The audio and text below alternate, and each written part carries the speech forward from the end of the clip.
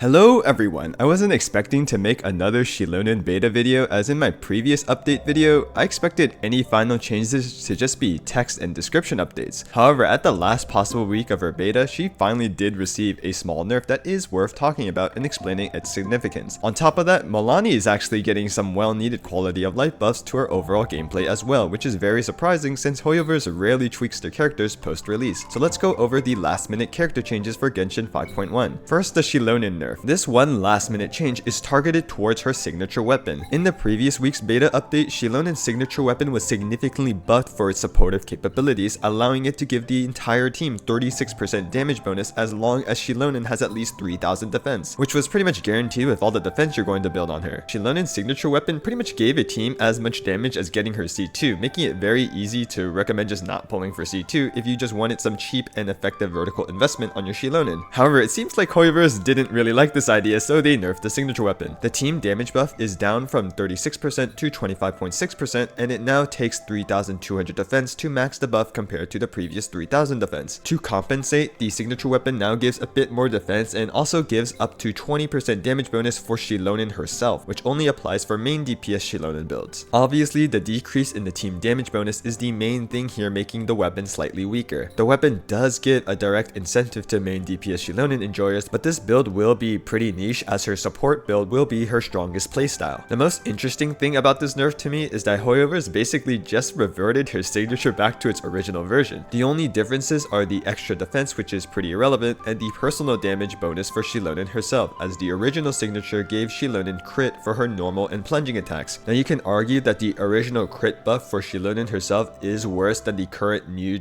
damage percent for Xilonen, since you can get plenty of crit rate from 4-piece Obsidian Codex in a main DPS Xilonen build, but it really depends on whether your desired main DPS Xilonen team already has a lot of damage bonus buffs in the team already. Otherwise, this difference shouldn't be that big, so I just find it very funny that after numerous changes to Xilonen's signature weapon, HOYOverse decided to just stick back to the original version of it. After this nerf, Xilonen's signature weapon generally gives less damage to a team compared to her C2 now. However, because one copy of her weapon costs way less pulls than 2 additional constellations, I still would recommend the signature weapon over C2 if you really wanted to put some vertical investment in Xilonen. The only exception for valuing C2 over her signature weapon is if you really want to play Mono Geo with Xilonen as a support for the team. The second small additional update made to Xilonen is that she does now get some interruption resistance while she's in Night Soul's Blessing after using her skill. Looking back at her initial kit, I kinda just assumed that she always had this feature since both Kanich and Mualani have interruption resistance during their hand states, so it's good to see that Xilonen is confirmed to also have this. Because she is required to stay on field for 2 normal attacks to activate her off-field support buffs, she would have felt pretty bad to play if she was easily interrupted during this short period of time and thus ruining your rotation. And as a main DPS, she'll be staying on field longer, so if she didn't have resistance to interruption, it would feel even worse. And that was everything on Xilonen this week. However, the more surprising thing are the Mualani quality of life buffs that are coming. If you played Mualani or seen some gameplay of her, you probably know that although she can dish out tons of damage, she does have some frustrating gameplay issues. For example, if enemies are fast and move around a lot, she can very easily miss her abilities like her shark bites or her burst. And because each of her hits deal a lot of damage, especially when vaporized, missing these hits can make playing Mualani frustrating and clunky. Surprisingly, HOYOverse is planning to fix some of these gameplay issues in 5.1. Primarily, Mualani's targeting with her shark bites are getting improved and optimized so that they are likely to hit their desired target. Hopefully with this change, Mualani won't easily miss her target and move in the wrong direction, but we'll have to see how good her targeting is actually improved in game once the patch is officially released. The last small quality of life buff to Mualani is that she won't take fall damage while she's in certain shark riding animations. I've definitely died to this when I was first playing Mualani in the overworld, so hopefully this makes her a bit more like Kanich, because I don't think he takes fall damage after grappling and landing from the air. And those were all the main last minute character changes from the Genshin 5.1 beta. This time I'm sure there won't be any more significant changes coming to Xilonen. Surely there won't be even more last minute changes before release,